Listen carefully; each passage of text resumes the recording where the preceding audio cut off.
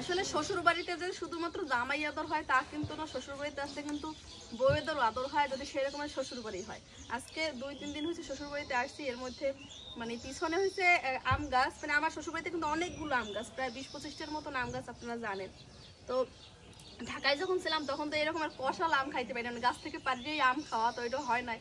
শ্বশুরবাড়ি আসছি, ননদরা মানে অনেকগুলো আম মাখা খাওয়াইছে, তা আমি বললাম যে এবার আমি আজকে আম মাখা খাওয়াই, তা আপনারা খাওয়াবেন। আমার এক ননদ আছে, ওই দেখেন দাঁড়াই রয়েছে এই পাশে, তো আবার রান্না বান্না করতেছে, যেহেতু আমাদের বাড়ির কাজ চলতে আছে। এদিক নিয়ে আসো। এই যে পিছনে অনেক ভুট্টো দেখছেন, এগুলো কিন্তু সব আমাদের ভুট্টো, এগুলোর কাজ চলতে আছে, এর জন্য সব ননদরা কি আসছে, আমিও আসছি, এখানে আমাদেরও ভুট্টো আছে। তো আমাদের বাড়ির কাজ প্রায় মানে শেষের পথে, এই কারণেই আসে। আপনারা জানেন যে আপনাদের ভাই অনেক দিন ধরে মানে প্রায় 20-25 দিন ধরে বাড়িতে আসছে বাড়ির কাজের জন্য, তো এখন চলে যাওয়ার সময় হয়েছিল, ভাবলাম যে আমি বাড়ি থেকে ঘুরে আসি, যার কারণে আসে। এখন আমরা সবাই আম মাখা খাবো, আপনাদের সবার দাওয়াত রইল না আপা, সবার দাওয়াত না, সবার দাওয়াত, আমাদের বাসায় আম মাখা খাইতে আসবেন।